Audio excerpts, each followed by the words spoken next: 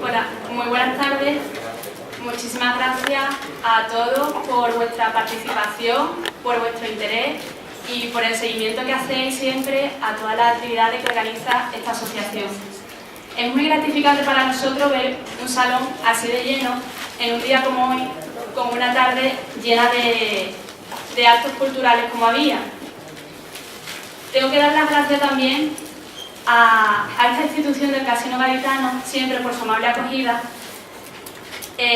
sobre todo a la Fundación del Centro de Estudios Constitucionales.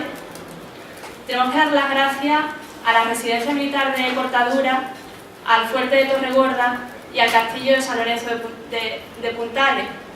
Gracias a ellos y a su acogida podremos hacer la ruta el próximo sábado, ruta que, por cierto, concretaremos más adelante cuando termine la conferencia. La Asociación Cádiz Ilustrada, desde el año 2010, empezó una labor divulgativa de las defensas de Cádiz por impulso de Miguel García, nuestro conferenciante de hoy, y este año del Bicentenario queríamos aprovechar la ocasión para hacer unas jornadas similares a la que hicimos aquella vez, pero esta vez centrándonos en el papel que desempeñaron las defensas de extramuros en el sitio de Cádiz.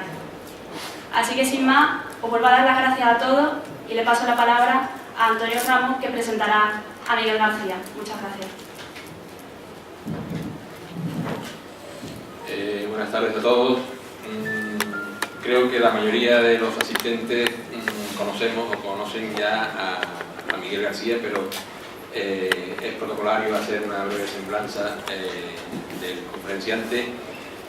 Miguel es de profesión militar, comandante de artillería en la reserva a pensión propia, es también graduado social, diplomado por la Universidad de Granada y sobre todo él desde 1985 aproximadamente se dedica a la investigación histórica, preferentemente a los temas de historia militar, de Cádiz y en general. Bueno, tiene realizado multitud de trabajos, de colaboraciones en revistas históricas, en Diario de Cádiz, en multitud de foros, de demás, sería prolijo el detallarlo. Es miembro de Cádiz Ilustrada, vocal de Patrimonio, Historia e Intendencia e Ingeniería Militar. Y bueno, también es miembro del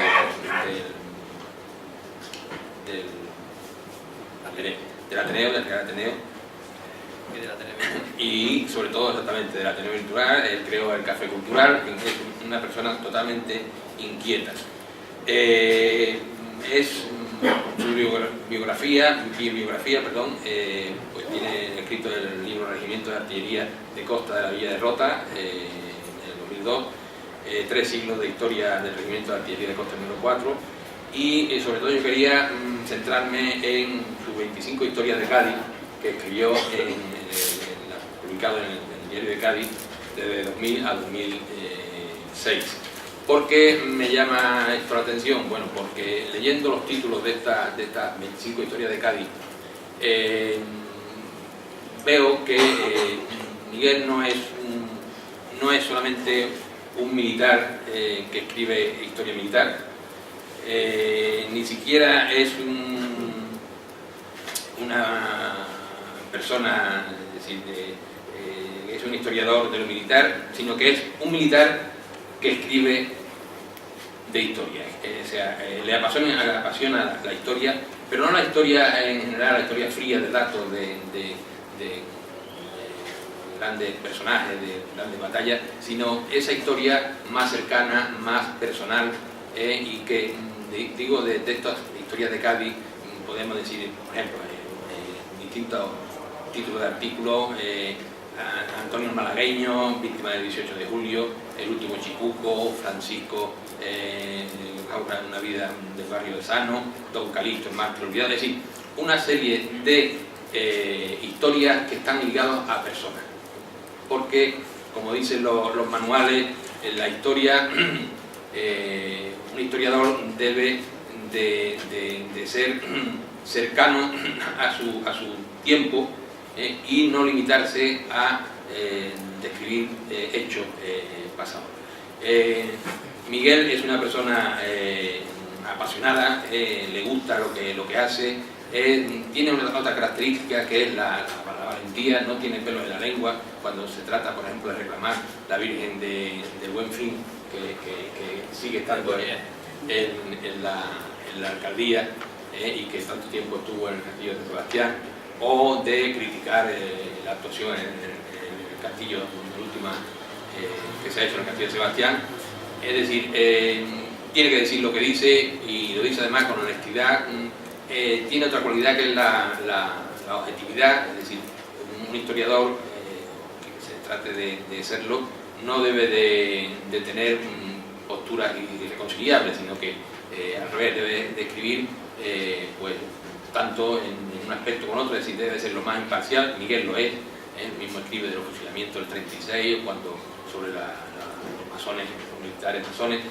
Es decir, tiene también una curiosidad por todo lo que es historia, y sobre todo, y para resumir, entenderme más, yo destacaría que es su gran amor a Cádiz, a su patrimonio, tanto patrimonio cultural, militar e incluso religioso, y vamos a pasar una tarde agradabilísima con su didáctica, porque eso también lo tiene, yo creo que heredado de cuando era profesor de la Academia de Artillería, su tanto escrito como cuando da las disertaciones, tiene una didáctica que da gusto escucharlo, se entera uno de todo fácilmente, o sea, fluye la conversación y el texto, y yo creo que sin más pues vamos a escucharla, que es lo que se trata.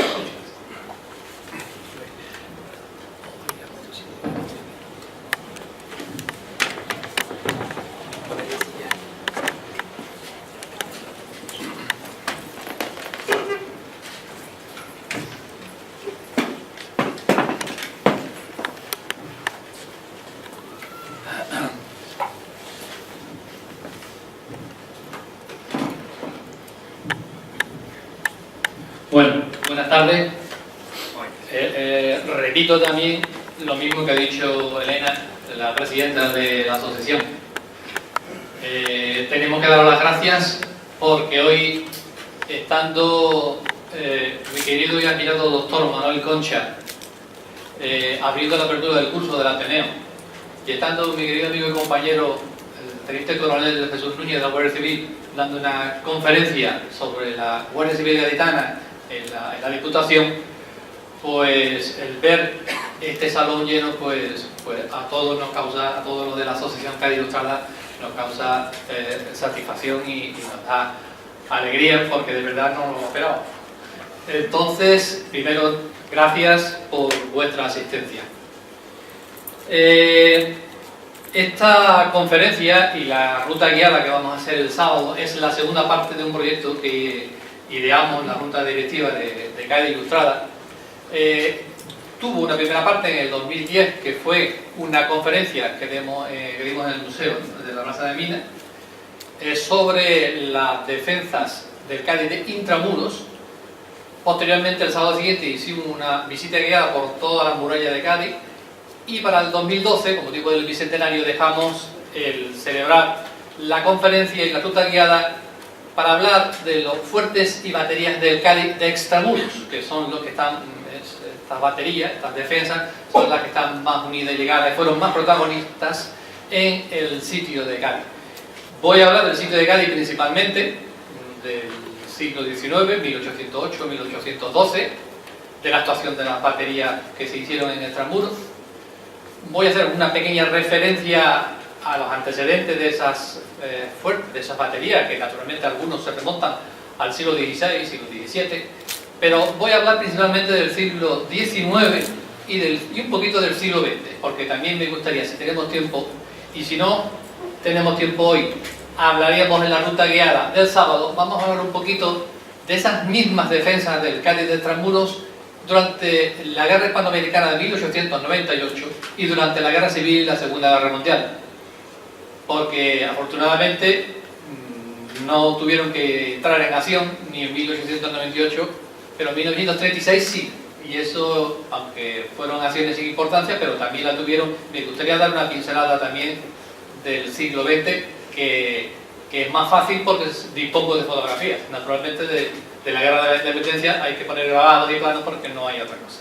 Y sin más, ya he explicado qué va a consistir la conferencia. Vamos a hablar vamos a situarnos en 1800, en el siglo XIX,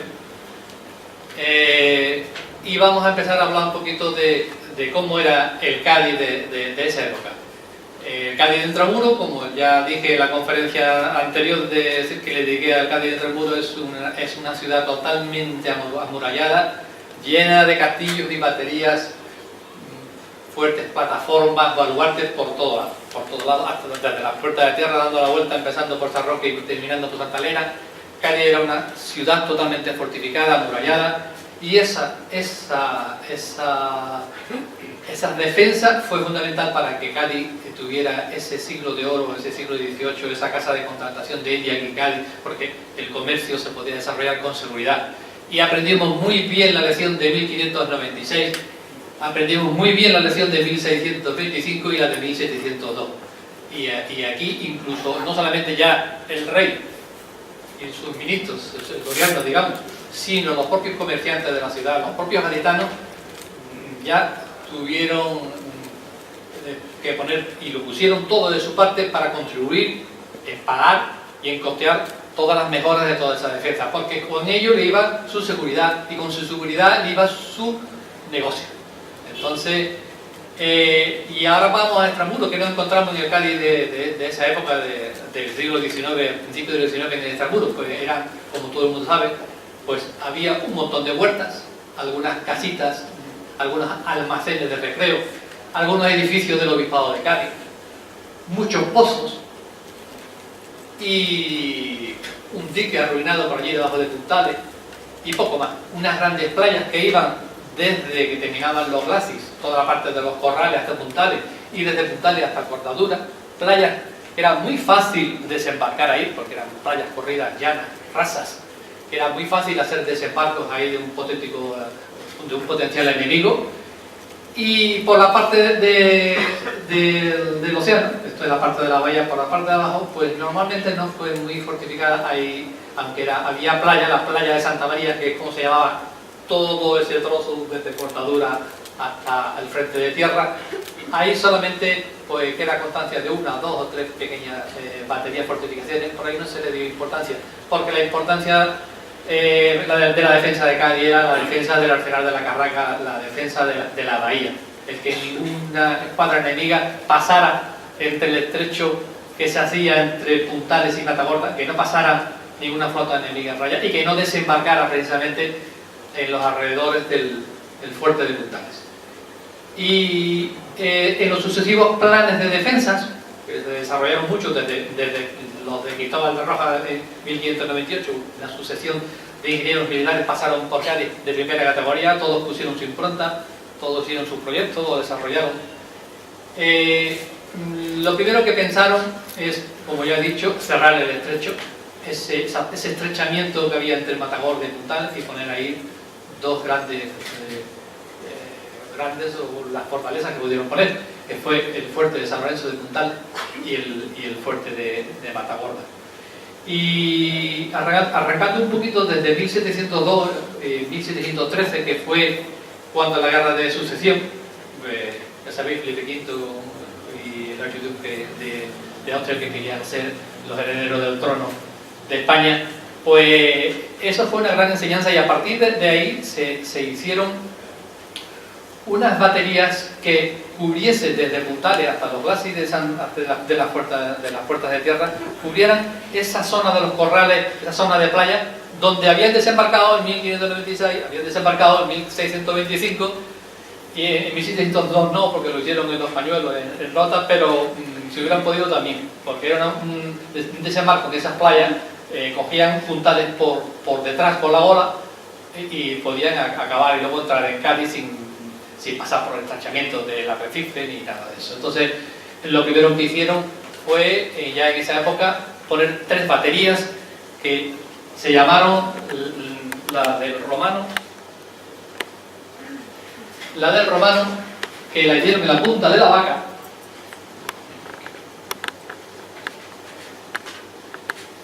en los corrales. Esto le llamaban los corrales, Pues ahí hicieron una primera batería, que era la batería del Romano o punta de la Vaca, que también se llamó batería de los corrales. A continuación hicieron una batería que era la de la primera aguada, y luego otra batería que era la de la segunda aguada. Con estas 3 baterías ya cubrían esta zona de desembarco. Entre puntales y segunda aguada apoyaban sus fuegos, impedían desembarco, impedían el acercamiento de naves y también el paso de navíos enemigos por aquí. La batería del Romano actualmente no existe ningún vestigio, porque sin duda cuando se hizo el desmonte para la Exposición Marítima Internacional de 1887 acabarían con todo lo que estaría a la vista de la batería del Romano. Posiblemente, y hace poco mi amigo Juan Antonio Fierro hizo un artículo en el Diario de Cádiz que lo dedicaba a estas baterías, dijo que podría estar en el parque de artillero nuevo que han hecho, porque siempre se ha creído que estaba ahí entre donde está el parque de bomberos actual, la rotonda de artillero, y esa parte donde estaba el parque nuevo de artillero. Él propone, que no ha puesto ni ningún trabajo, pues mover un poquito de tierra ahí y buscar esos cimientos, porque los cimientos de la batería deben estar para moverlo, para señalarlo. Y no queda nada. Pero de la primera aguada y de la segunda aguada sí tenemos la suerte que queda. La primera aguada, ahí tenéis otro plano donde se ve en la disposición de las baterías.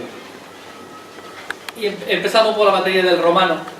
La batería del Romano estaba muy cerca de un pozo que se llamaba Pozo del Romano, porque en esa parte de huertas y pozos que había después de los glaciares de Puerta Tierra, había una serie de pozos. El más cercano era el Pozo del Romano, luego estaba otro que, bueno, no sé, pues ahí estaba la huerta de Santo Domingo, el Pozo de Santo Domingo, un montón de pozos que ahora no me acuerdo los nombres, pero toda la huerta y todo eran pozos. Y al lado hicieron la batería del Romano, que con más detalle es esta. He ampliado el plano para que veáis la disposición de cómo era, ya que no lo podemos ver en la actualidad porque no existe ningún vestigio. Así era. Veis que es una batería semicircular, con un parapeto aquí, estaba cerrada con un pequeño muro, me imagino que no sería de mucha consistencia, y tenía, pues en la parte trasera, en la parte de la bola, pues tendría su cuerpo de guardia y su almacén de pólvora, como toda la batería, por pequeña que fuera. Y eso es lo que no podemos ver hoy porque no hay ningún vestigio. En este plano podéis ver una situación también general, y vamos a ver para adelante.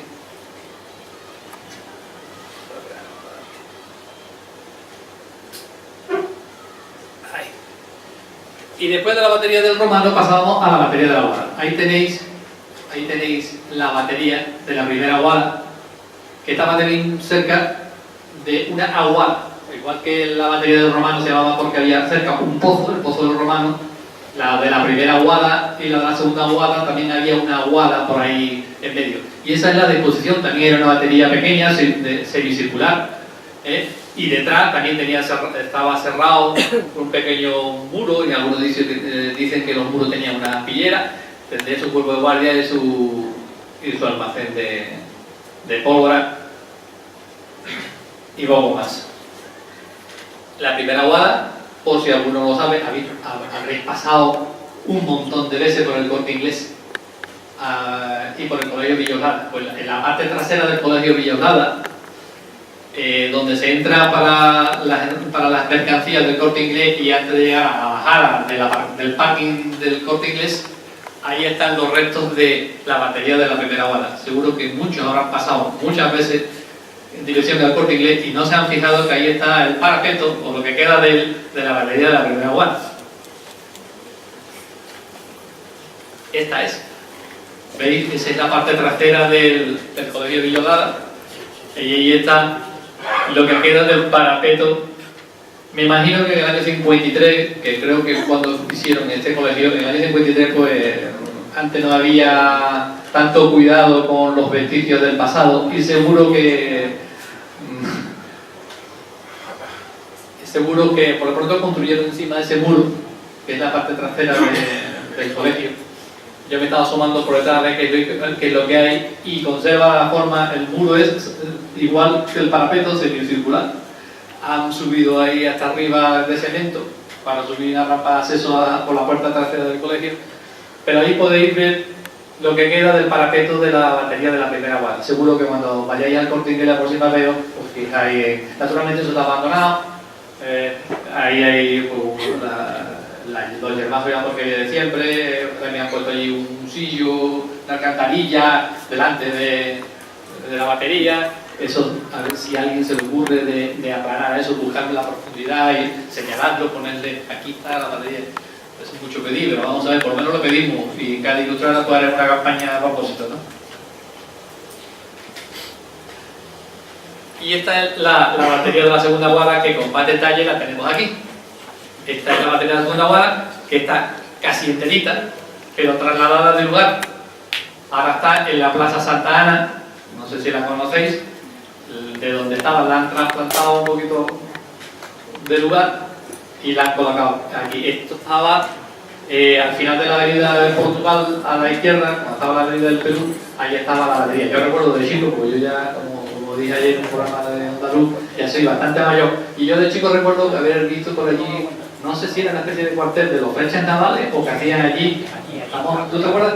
¿Era un cuartel de las flechas navales? Flechas navales. Yo recuerdo haber visto allí flechas navales. Cogido para ahora con sí, ahora está Agadi, una asociación, ha cogido lo que es la batería trasplantada a la Plaza de Santa Ana. Hoy veis que también hay una pequeña batería semicircular con el parapeto, veis también que está cerrado con un pequeño muro, ahí se ve incluso un pequeño rastrillo en el centro. Es que esta batería de las tres es la más importante. ¿Veis? Ahí en el centro, un puntito, posiblemente en algunos sitios he leído que tenía un rastrillo. El rastrillo es el portalón que puede ser de madera o de hierro, lo que sea, que cierra y abre el acceso, la puerta de acceso a la batería. Está cerrada. Veis a la derecha una edificación, a la derecha también, sería el cuerpo de guardia y el almacén de pólvora como siempre. Las que mejor se conservan, pero como siempre no se cuidan, han puesto un árbol, lo comentaba también Juan Antonio Fierro en su artículo del diario, han puesto un árbol plantado delante del parapeto que quita, por ejemplo, al hacer fotografías, quita el plano bueno y también eso no peca en absoluto ese arbolero, si lo quitan y le dan un poquito de presencia a la batería. Ahí la tenéis. Esta es la batería de la segunda guarda, tal como está en la actualidad en la Plaza Santa Ana. Y detrás han construido, pues, la asociación Agadi, pues, toda la parte interior la han aprovechado para sus dependencias. Esta es la parte de atrás, Agadi ha construido eso, o ha aprovechado eso, pero tiene la forma circular anterior.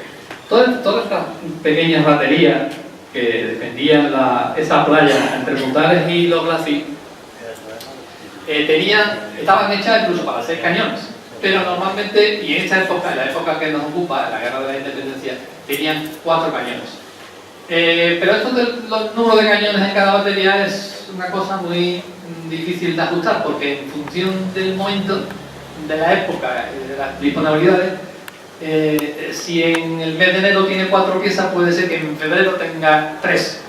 O sea que en algunos sitios pone que la batería del Romano tenía 2 piezas en vez de 4 y que las otras 2 tenían 4 cada una. Ya digo eso, que el número de piezas en un castillo, en una fortaleza, en una batería, es una cosa que en función del tiempo, la época, incluso una variación de un mes, puede decir, no, esa vez tenía 4 piezas. Y yo digo, no, tiene 3, demuéstramelo.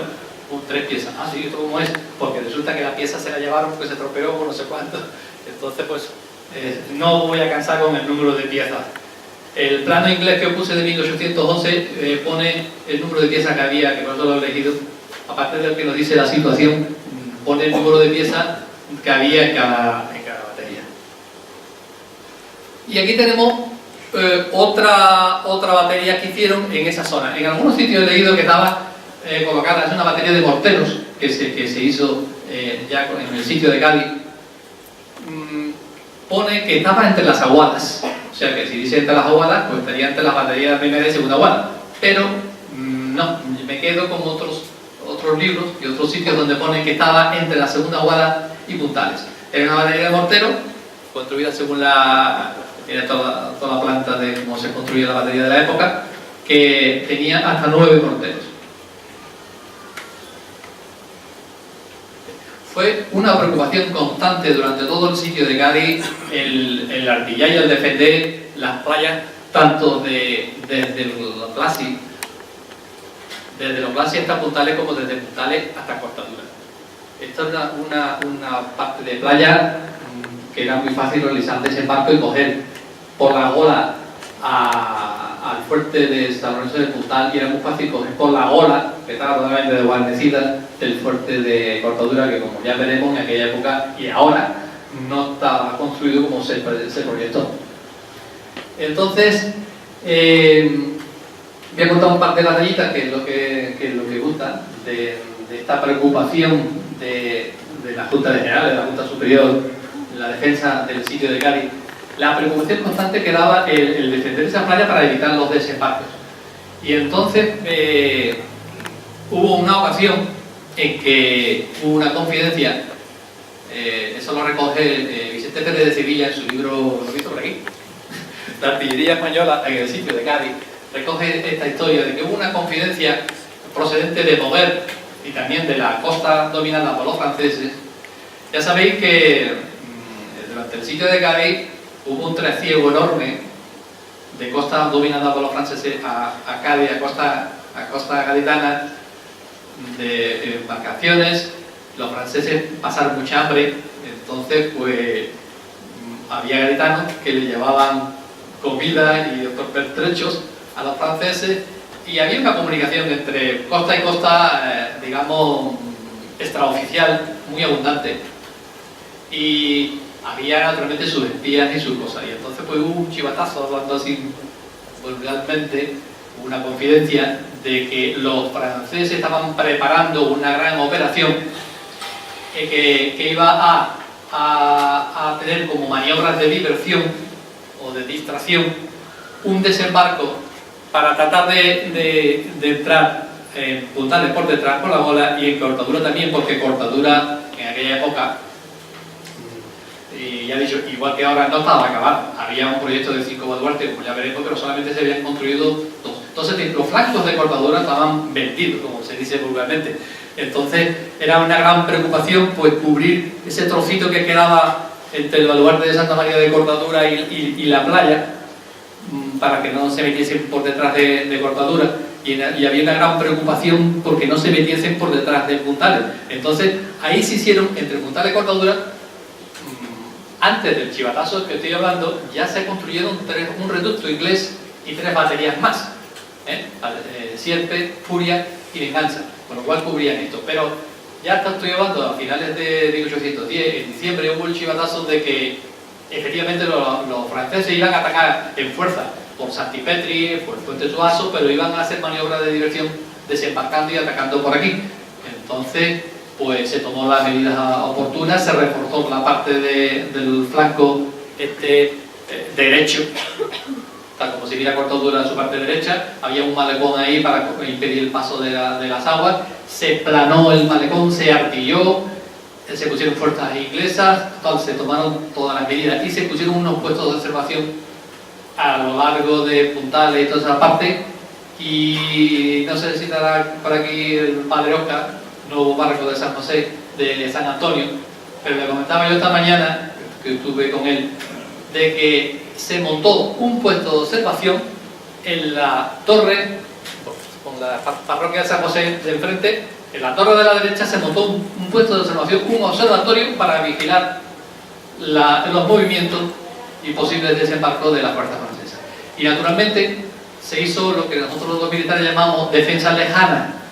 ¿Cómo se hace una defensa lejana de una costa?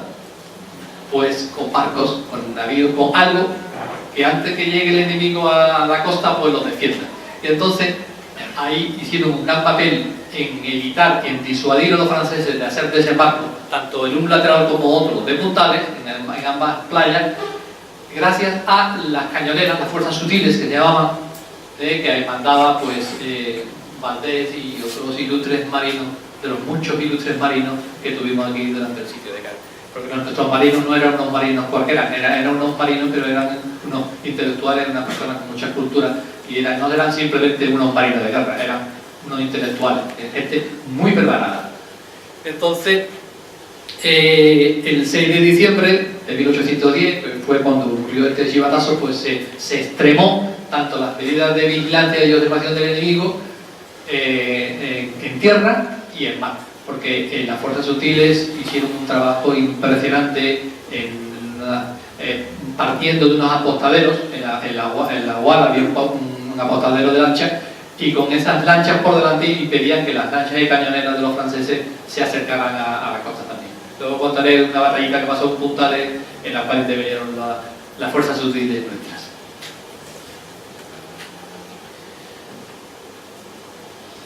También hubo otra confidencia, que es otra batallita que tú estás a oír. Hubo otra confidencia, y es que los franceses idearon un plan. Sería el duque de Bellune, el mariscal Victor, sería el ideólogo del plan, que mandó a Napoleón para aprobar. Y el plan consistía en un desembarco, precisamente ahí en esa playa de alrededor de Puntales. Y mandó a un edecán, es la palabra que pone en el libro donde lo leí. Mandó un edecán, una especie de correo, de mensajero, para mandar a la superioridad el plan para aprobación. Y lo cogió el guerrillero Mina.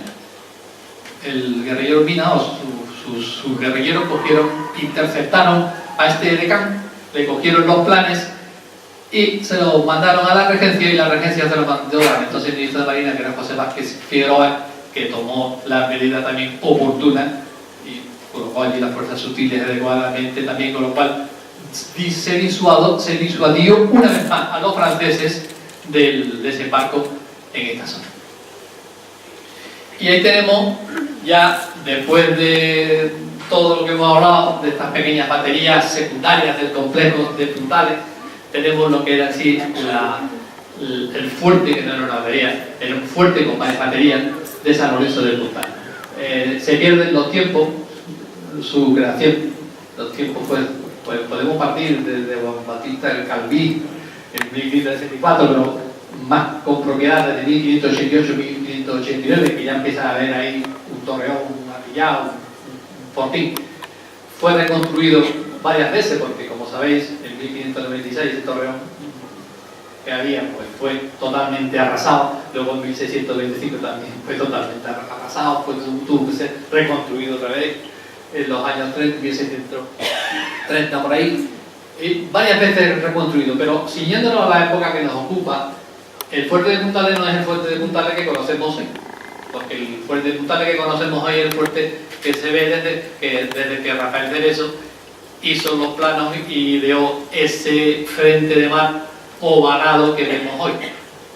Hoy vemos el frente de tierra prácticamente igual, pero el frente de mar ovalado actual no se parece en nada al frente de mar que existía en la guerra de la independencia, en el sitio de Cádiz.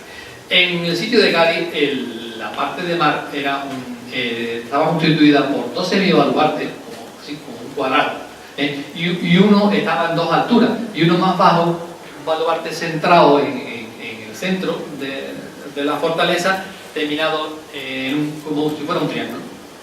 Había dos baterías, la batería baja y la batería alta. Y luego estaba ya el frente de tierra, que tenía los dos baluartes a ambos lados, la cortina con su foso, su glacis y tal.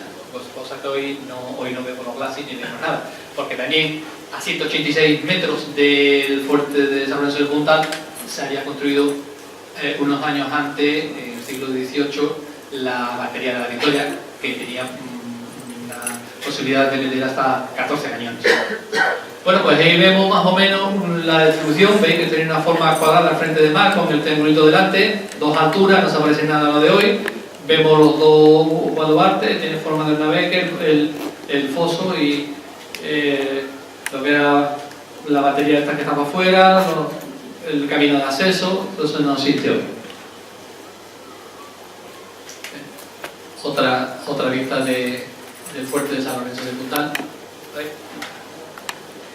Y el fuerte de San Lorenzo del Puntal fue la punta de lanza, fue la fortaleza, la defensa principalísima del sitio de Cádiz. Fue la fortaleza, el fuerte que llevó el peso durante 32 meses de la lucha contra el francés que estaba en el Trocadero, que estaba enfrente.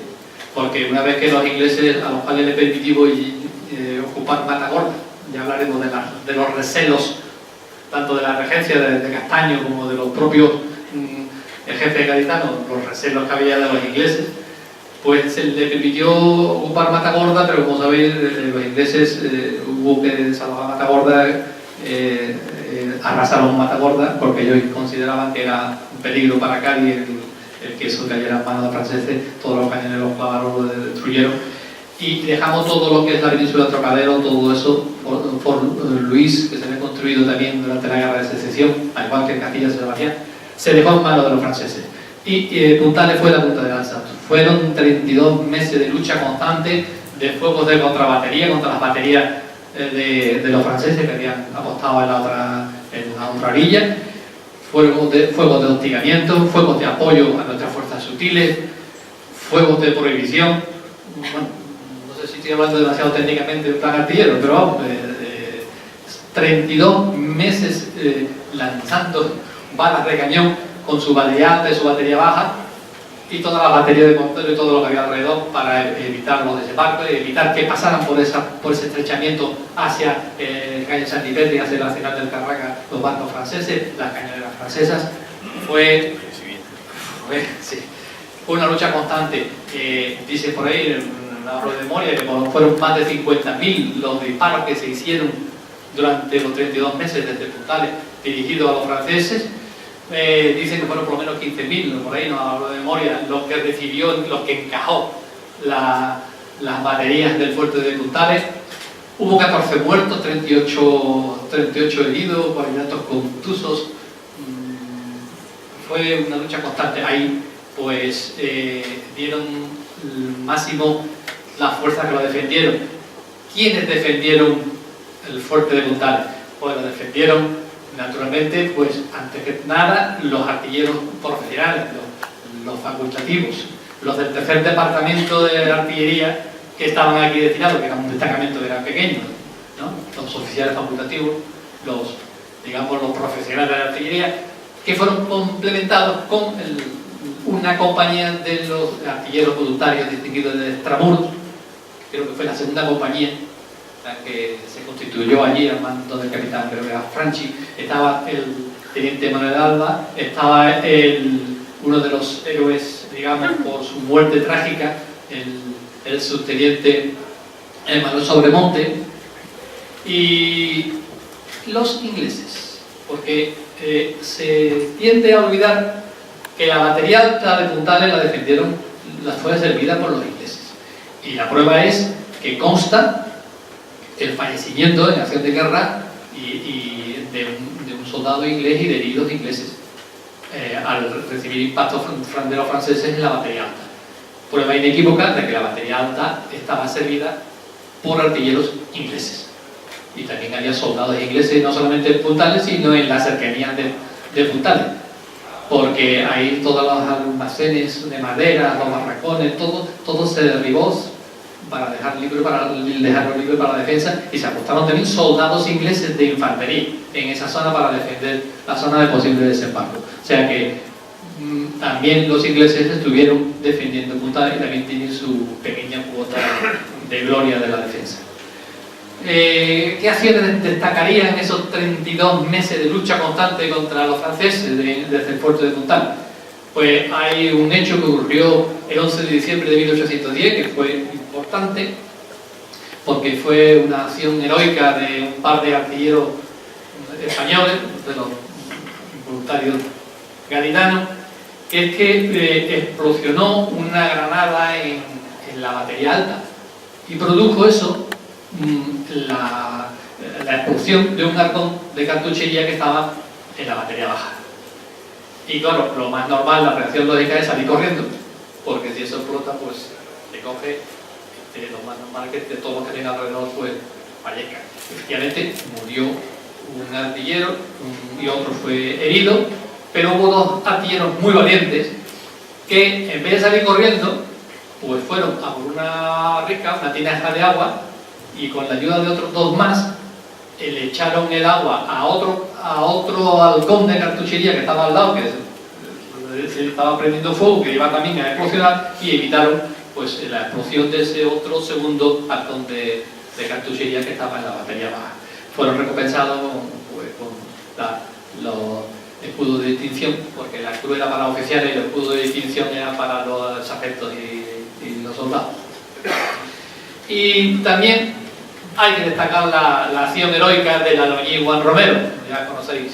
Este albañil pues tenía la misión de ir taponando y cubriendo los boquetes que hacían las balas enemigas en los parapetos. Y entonces, mientras los franceses estaban disparando y los proyectiles dando en el fuerte, él, impávido, se ponía allí, me imagino que era una especie de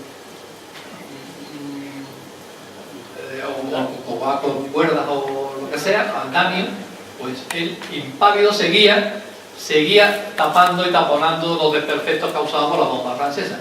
Y solamente tuvo una herida leve en todo el tiempo que el hombre estuvo haciendo esa misión. Se hizo famoso por eso, porque los soldados veían, los artilleros que defendían el fuerte, veían las bombas caer y el tío no se imputaba. El tío seguía repellando aquello con su portero y tapando boquetes. Y solamente tuvo una herida leve en todo este tiempo. Y hablando de, como ya hablé antes, del subteniente Manuel Sobremonte, la rajada se llamaba, pues este hombre tuvo una muerte heroica. He leído dos versiones. Una que dice que era un temerario, que mientras que los franceses disparaban las balas a Puntales, él se dedicaba a correr por el parapeto alegremente y un proyectil, una bala francesa, le entró por el cuello, le arrancó la cabeza y el cuerpo siguió corriendo sin cabeza ante el estupor de la gente. Esa es la versión mala. Luego está la versión buena, oficial, que dice que era un oficial de artillería, subteniente de artillería del tercer departamento de artillería, un oficial de verdad, serio, que tenía la costumbre de observar los tiros enemigos y en el parapeto, con la mala suerte de que una bala le arrancó la cabeza y se murió. Es la versión oficial, no la versión del temerario que murió porque le dio la gana por hacer el tonto, ¿no? Pues esa es otra batallita que tenía que contar de Puntales, que siempre me gusta escucharla. Me imagino que la habéis escuchado muchas veces todas. Y ahí tenéis pues cómo metían nuestros artilleros del nivel de Puntales. Esta es la cruz de distinción de San Lorenzo de Puntales, que se creó en 1815 para premiar a toda la oficialidad que había defendido el fuerte. ¿Y cómo me iba a nombrar? Coronel Macías. Coronel Macías sustituyó al teniente coronel Sparling, creo que se llamaba, en el mando de teniente coronel, siendo teniente coronel. Macías García de Santalla lo sustituyó siendo teniente coronel en el mando, ascendió a coronel, siguió mandando Puntales y hasta 1816 no lo echaron de ahí. Como fue un héroe, porque fue el responsable de la defensa, consiguió, porque lo pidieron así los familiares, creo, consiguió ser enterrado en la capilla de Puntales. Y efectivamente, pues hay un azulejo allí donde dice que el coronel José Macías García de Santalla está enterrado aquí, cosa que he podido comprobar que no es cierto. Yo conozco a gente que han estado destinados allí, gente que han estado levantando el suelo, lo que es el suelo del interior del fuerte de Puntales. Me han dicho que hay muchos esqueletos que había en su momento cuando descubrieron aquello. hay huesos de gente enterrada allí. Puede ser que sean aquellos 14 de los que hablé antes, pero que en la capilla han levantado un hombre tal y allí no han visto ninguna otra fina con restos del coronel Masía, o sea que es dudoso de que los restos del coronel Masía, como dice el azulejo, estén allí. No hay pruebas ni se han encontrado. Bueno, tengo que ir acabando. Este es el puntal, tal como está en la actualidad, como ya he dicho, fue de 1863. Es una foto interesante que es de cuando se arregló el puente de entrada de Puntales, que tampoco está actualmente como está. Este no es tampoco el que está ahora. Pero esta es una de las reformas que hubo veis que no se parece el puente de la Granada de la fotografía. La torre de Puntales, para que veáis un poquito cómo era Puntales en aquella época, la torre esta se la pusieron allí en 1957, fue un proyecto de un italiano que le dieron ahí 156 metros de altura, veis como es la forma ovalada de Puntales, la placa que decía de la capilla, donde decía que estaba enterrado allí, la capilla, en una vista de Puntales. Y ahí ya vamos a empezar para terminar, porque ya me quedan muy poquitos minutos, no quisiera ser muy pesado. Veis la situación de Puntales y la situación de Cortadura. Y toda la zona polémica esta de playa, toda esta zona que era la donde se preveía el desembarco, donde se pusieron el reducto y otras tres materias. Y ya nos metemos con Cortadura. Cortadura no se empezó a construir ante el francés, como pone la placa. Ya Morla en 1800, siendo gobernador militar, ya ideó una idea revolucionaria de entonces, que es adelantar. La idea que tuvo Morla, cuando era gobernador en el año 800, tuvo la idea de adelantar la defensa de Cádiz desde el frente de tierra, de nuestras puertas de tierra ahora, tuvo la idea de adelantar la defensa, el frente de tierra de Cádiz a Cortadura, allí a donde se estrechaba el arrecife, y convertía en población todo lo que era desde las puertas de tierra actuales hasta Cortadura. La idea revolucionaria que hoy en día es esta. Cádiz es desde Cortadura para acá, pero esa idea la tuvo Morla. Pero fue una decisión de construir ahí el frente de tierra, la defensa principal de entrada a Cádiz, fue desde el punto de vista estratégico y militar fue un disparate, y fue criticado por todos los ingenieros militares de la época porque consideraban que la defensa de Cádiz no estaba ahí en Cortadura. La defensa de Cádiz estaba en el caño de Santipetri, en el puente de Suazo. Ahí es de donde no había que dejar pasar el francés, desde esa primera línea de defensa que hicieron. Era equivocado el hacer el fuerte de Cortadura. Y empezó ya a hacerse ahí y se hicieron, no llegó de los cimientos, los castillejos. Los castillejos eran dos fortines situados de la forma trapezoidal, situados a ambos lados del arrecife, uno y otro, que se unían por una cortina y tenía su pozo y todo. Y esos castillejos los absorbió, cuando se empezó a construir ya en 1808, que era el fuerte de la Cortadura, absorbió y dejó dentro a esos dos fortines. Ese fortín de la derecha quedó dentro del baluarte de San José, y el fortín de la izquierda quedó dentro del baluarte de Santa María. El proyecto que se hizo hasta los cimientos era que dentro se iban a perfeccionar estos fortines con unas bóvedas para almacén de pólvoras o almacén de uso general. Es posible que como eso se hizo, incluso llegó a hacerse, ya tuvo una altura de no sé cuántos pies, 40 pies de altura, no sé. O sea que se hizo los cimientos, se tuvo que hacer la bóveda y se tuvo que hacer un poquito de muralla. Lo que pasa es que eso se quedó así. Quizás es una misión para Eugenio, pues del grano que lo tenemos aquí, el comprobar si debajo están las bóvedas, si existen todavía. Estuvimos mirando eso. Si ahí tenéis los planos de Cortadura, esto es un escrito, no lo voy a leer, pero estas dos hojas es un escrito de José del Pozo, que era un ingeniero militar de la época, en 1808. El escrito está fechado creo que el 14 de julio de 1808, en que se dirige a Tomás de Morla, que nuevamente fue gobernador militar de Cádiz después de lo de la muerte de Solano, como ya sabéis, de la rendición de la escuadra de Rosillí, volvió a ser nombrado Morla, en el que de paso le lee la cartilla a Tomás de Morla y le dice que en vez de gastarse ese dinero en hacer puerto de cortadura, que es una obra irreflexiva, fruto del temor del momento de la población, porque se creía que con eso iba a estar seguro y lo van a pasar a los franceses, que estratégicamente eso no tenía razón de ser y que invirtiera el dinero, el poco tiempo y el poco dinero que tenía en completar las obras del puente de Suazo y en completar las obras de las baterías de la plaza, que estaban hechas un desastre todas. Entonces Del Pozo se dirige a su superior diciéndole lo que pensaba tranquilamente. Esta es una foto de la entrada de cortadura, no sé si la conocéis, ahí sale una caseta de peón caminero que existía en la entrada, ahí veis la entrada, la hora. Cortadura cuando estaban los cañones Armstrong en estos baluartes. La historia de los cañones Armstrong ya la contaré el sábado, es muy curiosa. Esos son los cañones Armstrong. Había dos, y también había pusieron dos piececitas de 14 centímetros de bronce para cubrir para tiros de enfilada, para cubrir el camino y la vía férrea que pasaba por ahí. Para batir ese camino y esa vía férrea pusieron también cañoncitos de 14 cortaduras. Eso fue en 1828. Esto ya en la Guerra Civil, ya hablaremos el sábado, cuando pusieron los cañones que estaban haciéndose en San Carlos en el año después del 18 de julio del 36 para los destructores de la clase Antequera, cómo se aprovechó para la defensa de costa de Cádiz, mandaron 4 a Bonete y 4 a Cortadura y 4 a Punta Carnero al estrecho. Ya veréis, la historia la contaré allí porque también es curiosa la historia de los piques. Aquí es una foto que vemos de Cortadura, donde veo ya los asentamientos, ya no están los asentamientos de los Armstrong, están modificados y seguramente fue la época en que colocaron los 120 biques, porque eso es antes de la línea de piezas de los Munay.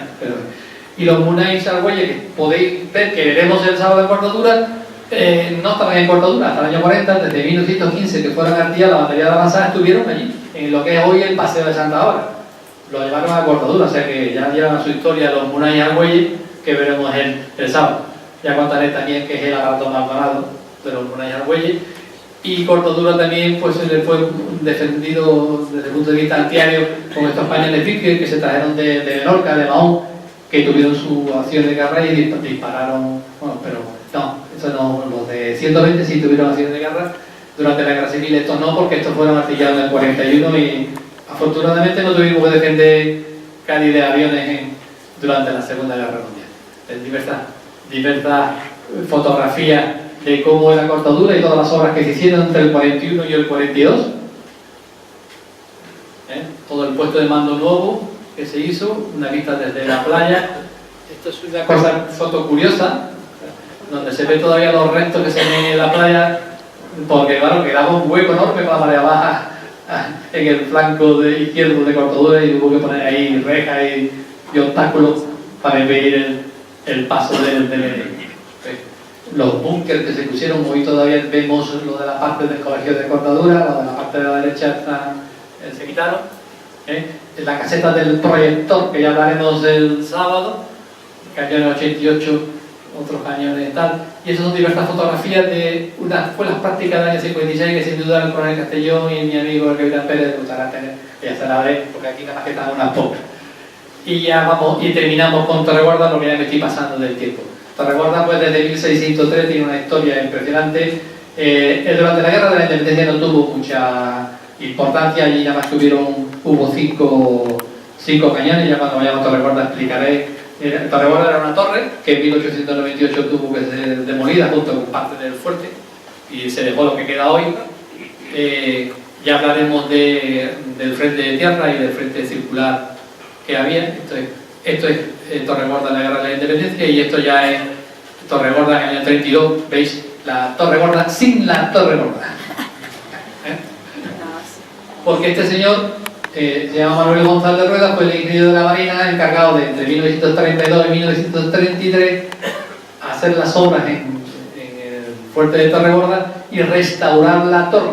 La torre que vemos hoy, levemente modificada hace un par de años, es la misma que hizo este señor en Torreguarda. Esta es una foto de cómo quedó Torreguarda en el año 33, Esta es la torre ya reconstruida nueva en el año 33. Esta es la terraza, donde ya contaré, cuando estuvimos en la terraza, ya contaré la historia de la terraza. Y hubo varios cañones en diferentes épocas. Este es un 15-24 de los que se pusieron en la guerra civil en esa terraza del fuerte de Torrejón. Y como no quiero cansaros, y el sábado tenemos pues desde las 11 hasta las 2 de la tarde, para los que quieran acompañarme in situ, hablar de todo lo que no he podido hablar hoy, de contar más batallitas y hablar en el sitio de todo eso, gracias a la gentileza de los responsables, de los directores de puntales de Torregorda y de Cortadura, vamos a poder entrar y pisar zonas que normalmente no está autorizado ver, y allí mismo podemos completar la conferencia de hoy. Muchísimas gracias por vuestra atención, y el sábado a las 11 en la residencia de Cortadura, en la que amablemente nos van a permitir acceder y con los vehículos y aparcar, pues os espero sábado a las 11. Y ahora, como dijo Elena, en Puntales nos exigen para entrar una relación con los nombres y lo que lleva en coche DNI. Los que no tengan coche y acudan a Cortadura el sábado, pues serán distribuidos entre los que llevamos coche, para forma de que los que, contra más gente, podamos acercarnos después a Torregorda. 11 Cortaduras, 12 Torregorda y 1 Puntales. Y para los más artibles, y como en el carnaval, si tenemos tiempo, podemos hacer una visita a la primera guada y a la segunda guada, ¿vale? Con que muchas gracias por vuestra atención.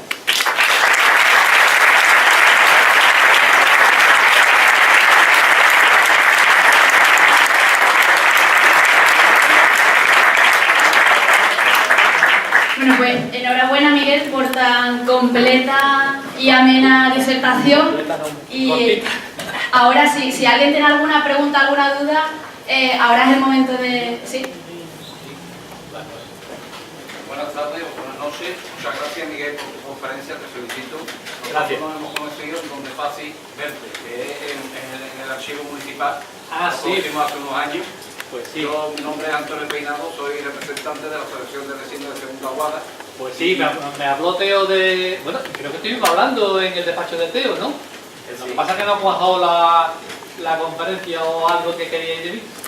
Pero vamos, sigo estando a vuestra disposición. Tendremos tiempo de ello, por supuesto que vas a venir a nuestra asociación. Muy bien, pues dime, Antonio. Entonces nosotros, desde que nuestra iniciación, que hace 5 años, somos bastante jóvenes, hemos intentado siempre dar valor a la historia de nuestro barrio. Indudablemente la tiene, para nosotros la tiene, ¿no? Sabéis que a los 2 años de nuestra formación, pues le pudimos dar nombre a una plaza, la Plaza Real Hospital de Segunda Guada, precisamente en el sitio donde sabíamos que había estado ese hospital. Sí.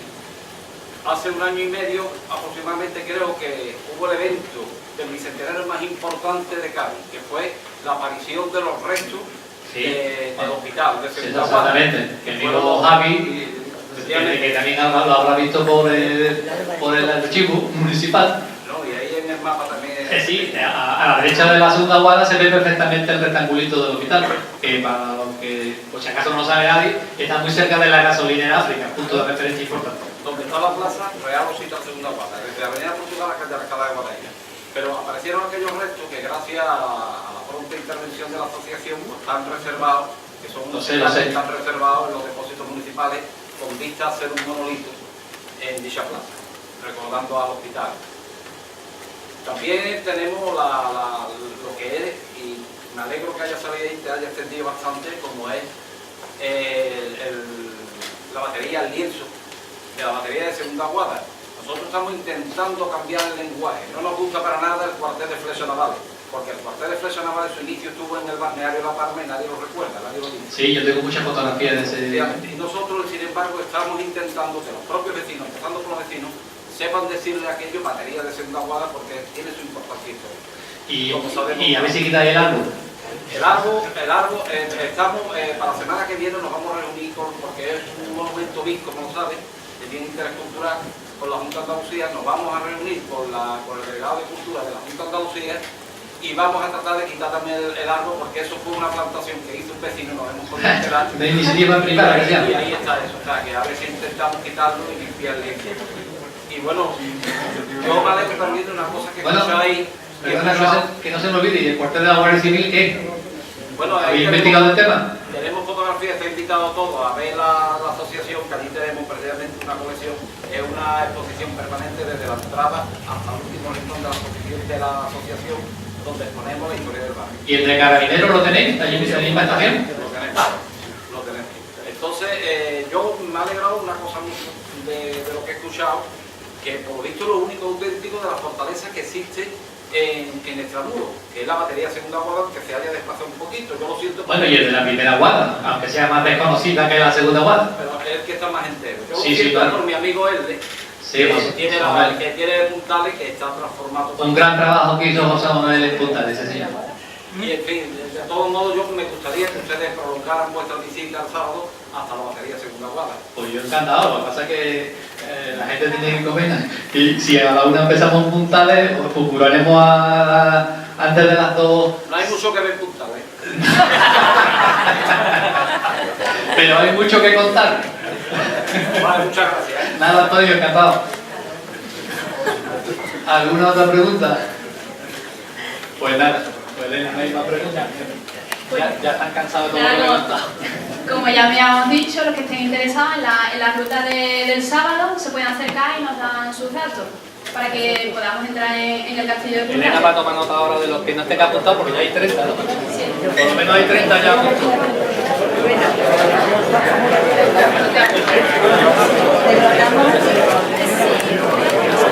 Sí. Ya lo he visto. Vale.